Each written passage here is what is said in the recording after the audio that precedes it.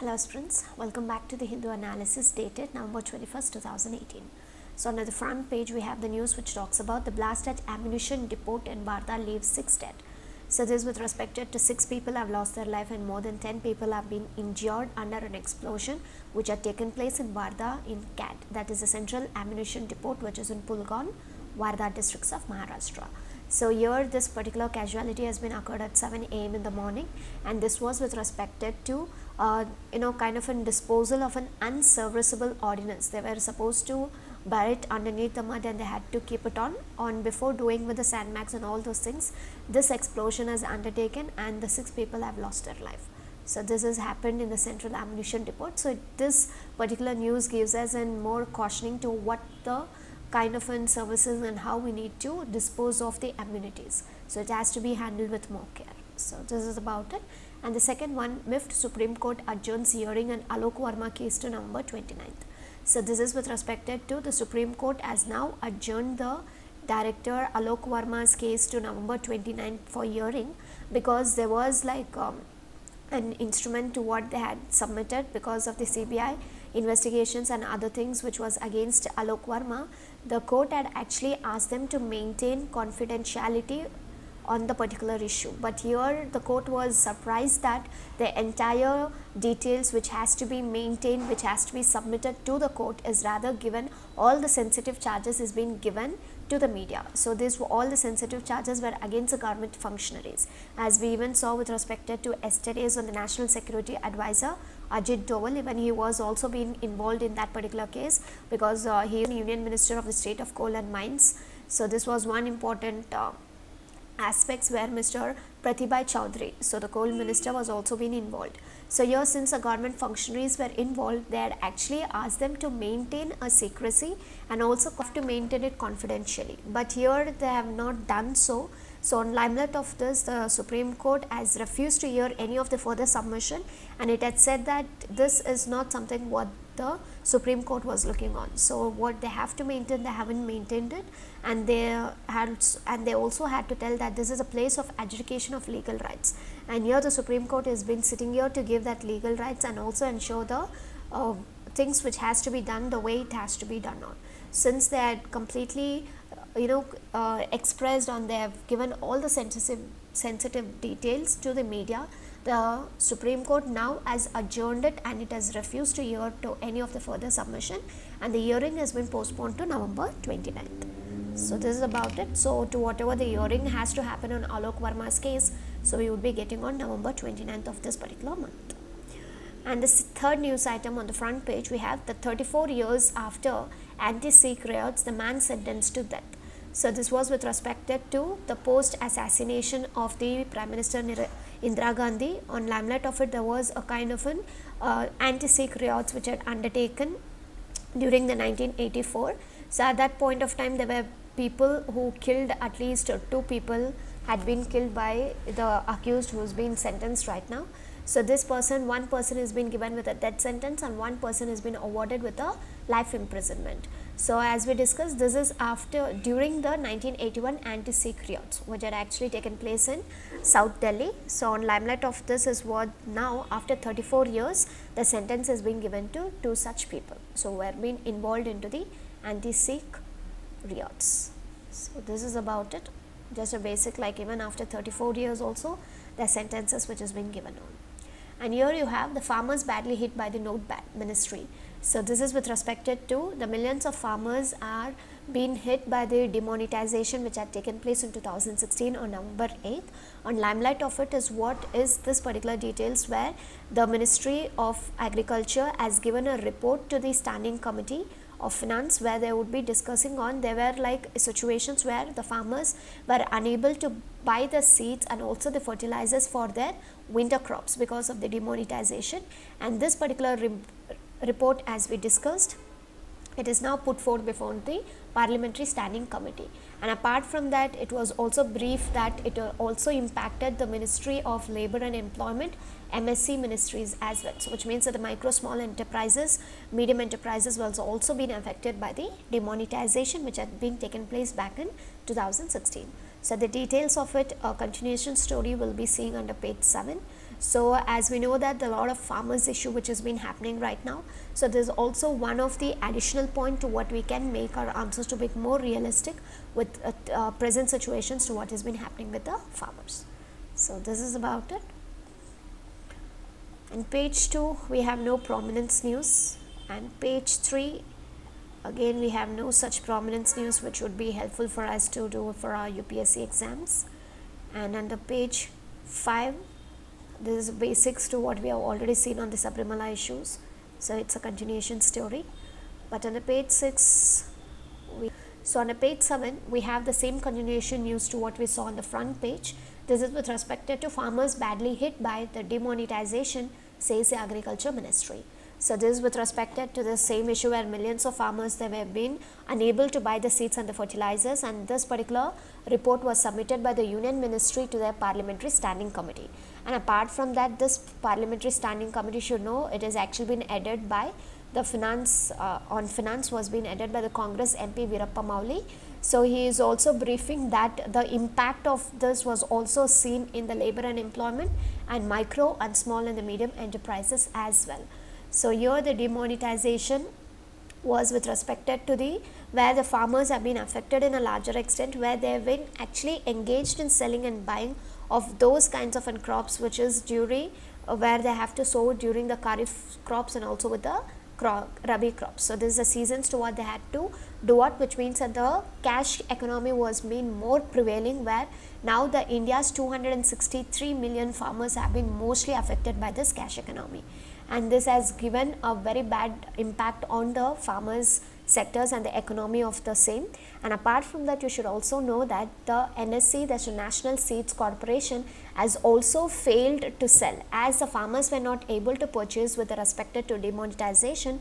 The National Seeds Corporation has also failed to sell nearly 1.38 lakh quintals of the wheat seeds because of the cash crunch, because there was no cash which was being getting evolved or it has been proliferated. Rather, there was a lot of issues with respect to the cash on the demonetization, as there was no timely liquidities of the new notes to what the government has been published on.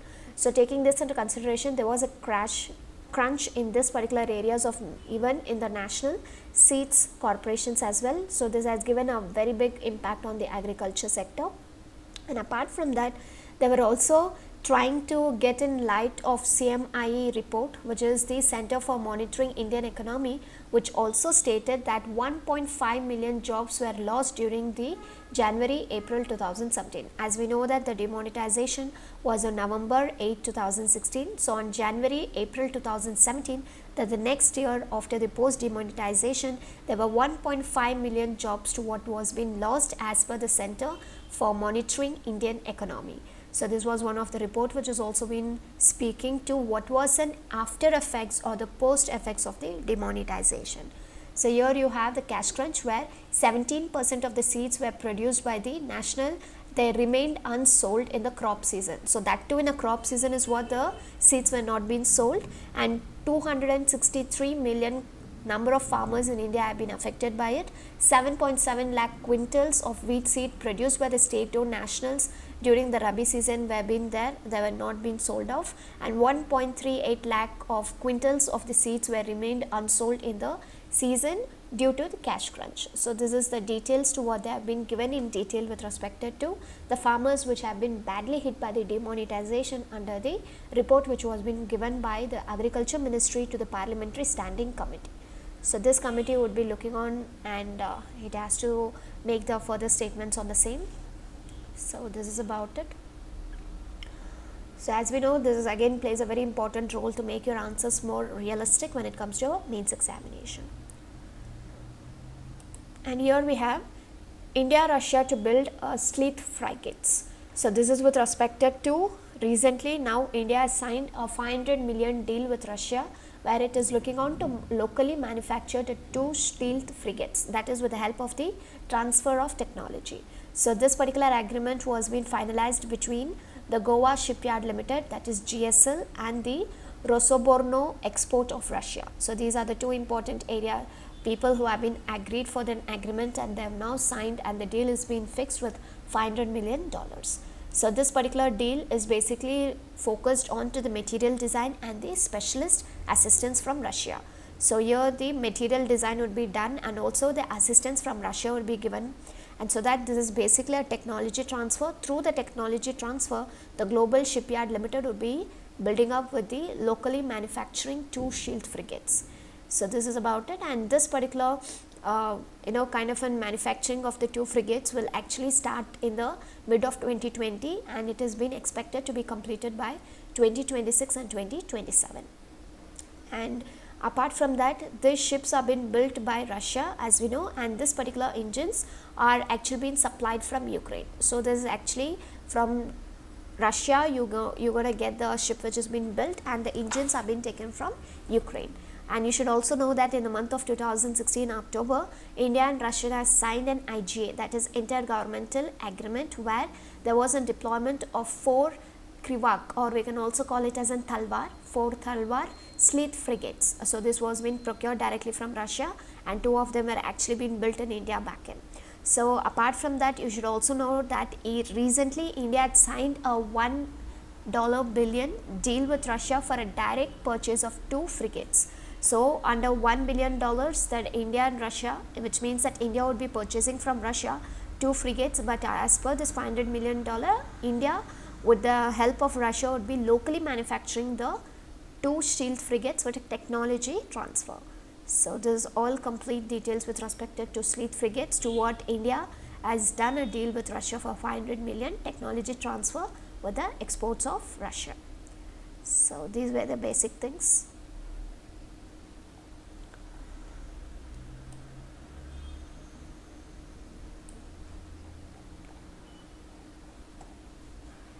And here you have the basic details with respect to basic nations. So we'll see what it is in detail. As we know that there is an COP summit which is only held in December. So COP is nothing but the conference of parties. So this is actually the 24th meeting of the COP, which is going to happen with a representation of 190 countries. So this is going to take place in Poland, and this is going to start on December 2nd or 14.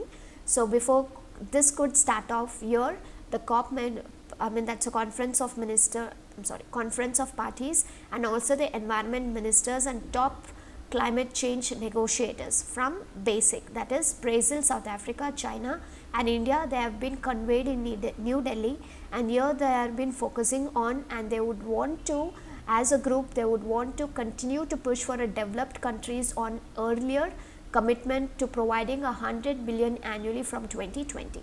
So which means that on the climate fight here, the developed countries had given a promise that they would be financially helping the developing countries to fight back with respect to the climate changes.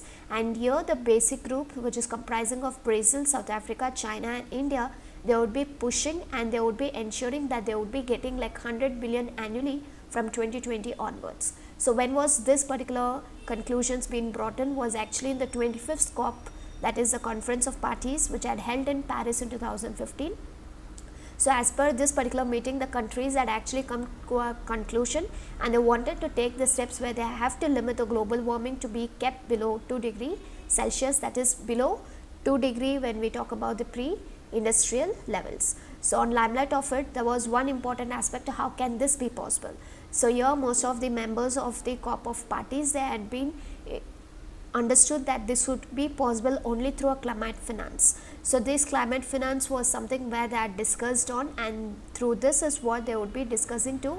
Here the basic countries would be pushing on to the developed countries to give them an annual kind of an amount of nearly $100 billion annually from 2020 onwards. But again, here the problem is that on like the countries so far, they hadn't agreed to how is that they're going to constitute with a climate finance. So is that going to investment being made from the private companies from the developed countries, or in terms of a new technology, or they're going to improve the efficiency in the thermal power plant count.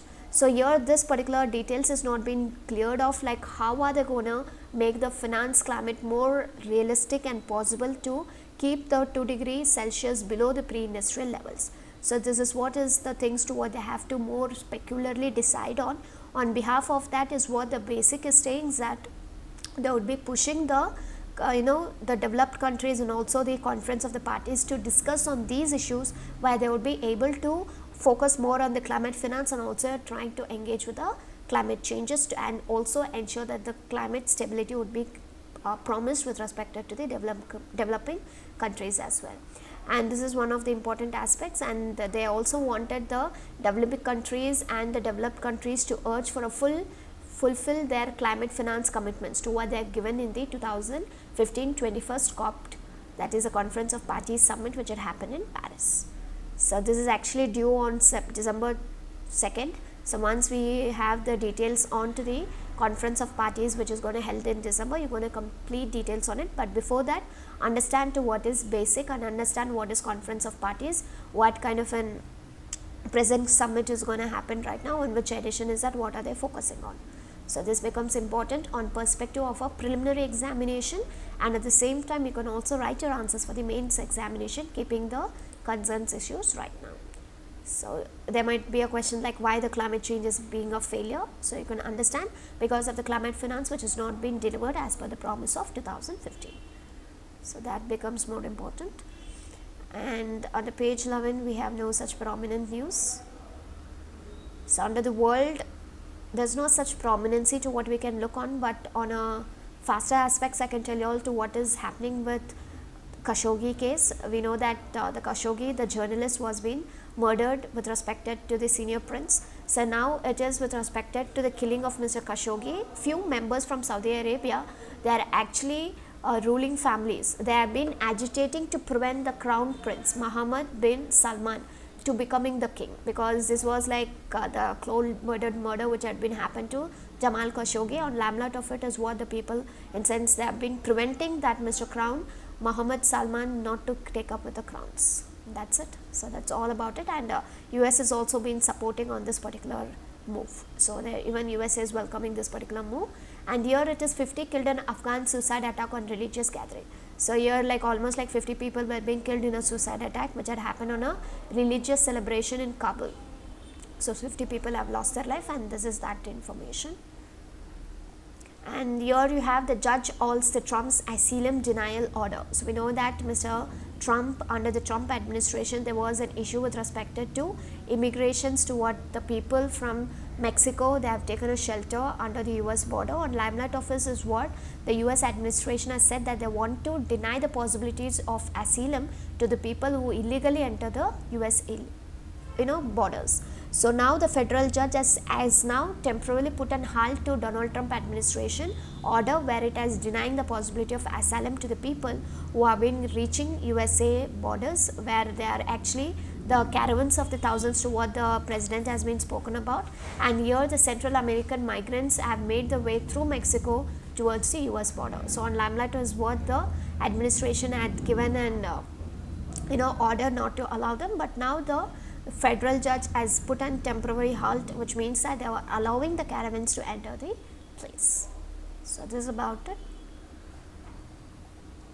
And under the business column, so this was on the limelight of the board meet which had happened on November 19th. So the board committees to assist the RBI. So this was with respect to, now the RBI is being set to come up with a makeover line where they want to have a global counterpart. So here the RBI is looking on to get a more such several boards, committees, where they would be especially onto the technology, risk management, banking regulation, supervision, among the others, where they would be able to assist the central bank in its pure operations. So this particular meeting has not come to an end. Again they have the second round of meeting, that's the next board meeting which is going to held on December 14th. So they have been proposing on the same to have as much as possible of the board committees, so that they would be helping the central bank in assisting its operation. And the third meeting was also concerns the matter on the liquidity facility of the NBFCs would be discussed in the next December 14th. So this was due, it was not been in detail discussed on the November 19th. So December 14th, the next board meeting would be happening. On that particular board meeting, they would be discussing to what they have to do on.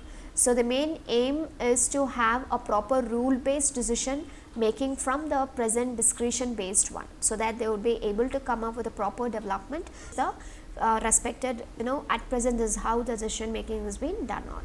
So again we have the move is also to make the RBI management to be more accountable to the board, and also they want the board to be more making on how it has to be, so that it keeps the transparency and accountability of the RBI management on hands. So this is something which the present committees which is not been set up. So the future committees would be looking on to something where the management of accountability would be done with respect on purview of the RBI. And apart from that, you should also know that the discussions which was being held on November 19 on several contentious issues.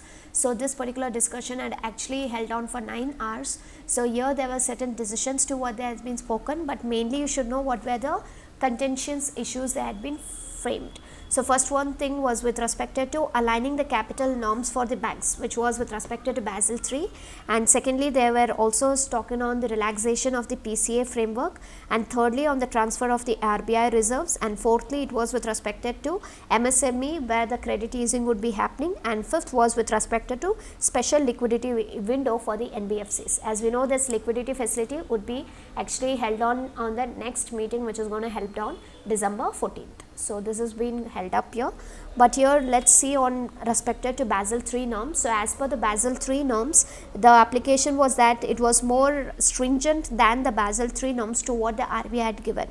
So here actually the government wanted to follow only the Basel III norms and give up the stringent norms to what the RBI had done. So on limelight of it is what now the RBI is looking on to come up with those kind of requirements where it will be giving an extension of 1 year on the same, which means that on March 31st 2019 is what they have to maintain the cars. But right now the RBI has given a relaxation and it has extended to March 31st 2020. So which means that whatever the car the government, in sense the banks has to maintain on, so that is been pushed on with a 1 year relaxation and it has been moved on to March 2020. So this is one important aspect. And the second issue was with respect to the PCA framework. So as per PCA framework, here there are almost like 11 public sector banks which was being placed before the PCA framework, but actual it was the 17 such banks which was being placed, because they have an high losses which was almost like 70,000 crore which was being due. So this 70,000 crore was been somewhere they have to look on for, and here the RBI had placed certain restrictions under the PCA framework, that is on the payment of the dividend, branch expansion, and also on a higher provisioning norms. So here what the government actually wanted under this meeting and they spoken was with respect to this relaxation has to be given in terms of the PCA framework, where it might also be hurting the MSME sectors as well. So now the RBI has decided that they would be setting up with a BSF, that is a Board for Financial Supervision, where it will be undertaken by the RBI under the RBI. So look on to the issue and to study to what it can be done with respect to the PCA framework. So as we discussed, there were 21 public sector banks which has been there. Out of 21, 17 are the one, but on record there are only 11 such PSB banks which have been coming under the prompt corrective action framework. So this was one thing, and the liquidity crunch is with respect to where the bank were required to pay back almost like 1.2 lakh crores. So that is in the next 3 months, but the default was not being paid on. But what the government is looking on for this is that they want to give a separate window to provide a liquidity for the NBFCs. But here the RBI has decided that it will be helping in giving an injections of nearly 8,000 crore through an OMO, that is an open market operation, and it has rejected the idea on the separate window. So whatever the government had given on a separate window, so that has been rejected by the RBI. Rather the RBI is saying that it has been ready to inject 8,000 crore through the open market operations. But when it comes to the MSME sector, here the RBI has decided to allow the restructuring of the loans for the MSME, which was another important contentious issues to what the RBI and the government was been discussing on. So that is with us connected to this, which means that a recasting and restructuring is being given on the MSMEs. So, and apart from the last important thing was on the surplus matter. So on this particular surplus reserves to what the RBI has been having, as we discussed earlier also, where this particular surplus reserve would be continuing with the RBI, a new committee would be set up, and that committee board would be discussing to what has to be done in the future reserves to what the RBI has it. But right now, unless and until a committee is being set up and they come up with the details on what they have to be doing, unless and until they will not be able to touch on to any of the reserves to what the RBI has been having currently. So this is complete details to what we have seen yesterday's and today's newspaper. So these were the important move to what has been happening on the board committees. And one important thing, the main aim what they had under this particular board committees on the meetings was with respect to have a rule based decision rather than being having with a discretion based decisions. So that was a complete details on that. And here you have a second news item under the business column, which is a continuation of the board meetings as well. As we discussed that this was with respect to RBI, which has been given an extension for the deadline of the last tranche of the capital conservation buffer by 1 year in credit negative for banks. So which means that we know that here the RBI is allowed for the last tranche of 6.25 under the capital, that is CCP capital conservation buffer, to be extended by 1 year, that is by March 31st 2020. On limelight of it is what the Moody agency, Moody's is nothing but a credit agency, which is telling that this capital deadline extension might be a negative impact on India. So this is what they are saying, that to whatever the RBI has taken a decision to extend, this might be a negative impact for the banks, is what the Moody has been saying. And it is also talking about the timeline to what the Basel III guidelines is being given on November, that is March 31st of 2019, to what it has to be maintained, but a year of this would actually give an impact on the public sector banks. So this is something the RBI has to rethink, is what immediately after the RBI made this decision, the credit rating agency Moody had to say on the same. So this is on it. And the agency was also talking about the decisions of the debt recast scheme, which was being done for the MSME, might also have a negative implications on the credit profiles of the Indian banks. So this was also something we discussed out here with respect to recast, with respect to recast scheme for MSME. So this might also have a negative implications on the Indian banks on the credit profiles. So this were another important caution to what the Moody credit agency is being given on two important decisions to what the RBI has been taken on the meetings to what had happened on November 19, 2018.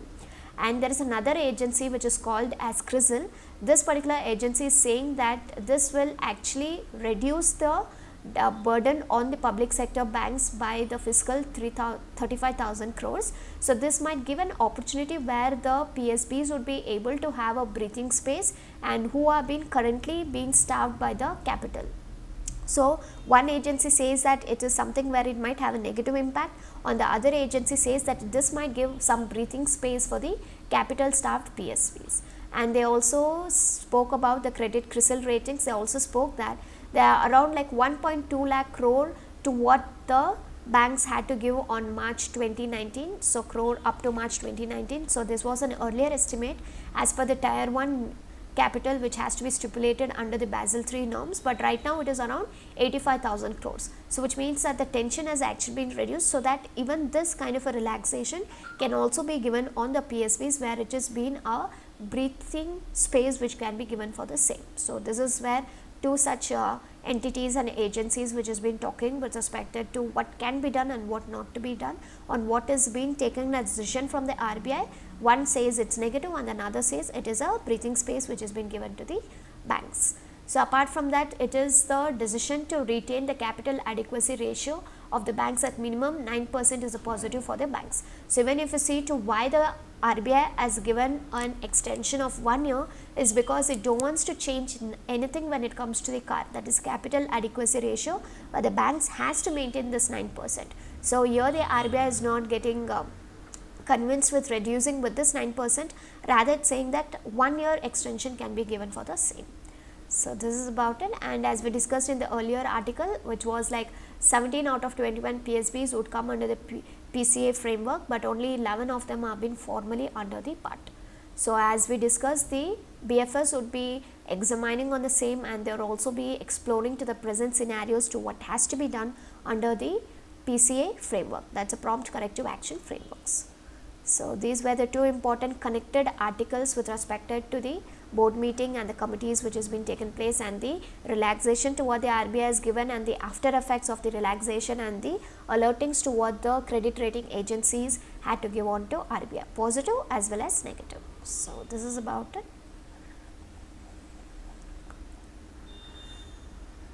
So under page 14, There was no such prominent news, just that it was like Jet Airways taking all the active discussions while with the investors so that it can secure the sustainable financing to deal with the situation, which is actually becoming a concern for its ability to also raise the capital or also with the flight. So there's a lot of disruptions with the cash crunch and also with the pilot shortages, as pilot shortages was with respected to where the salaries was not being paid for the pilots, and that is one of the issues to what has been taken place. So now they have been under the sustainable financing deal with the other investors to how they can come out of the situation. So that's it. And the last page, we don't have any prominency, it's just a advertisement column which has been there. So that's it. So these were the important news items of 21st of November 2018. Thank you.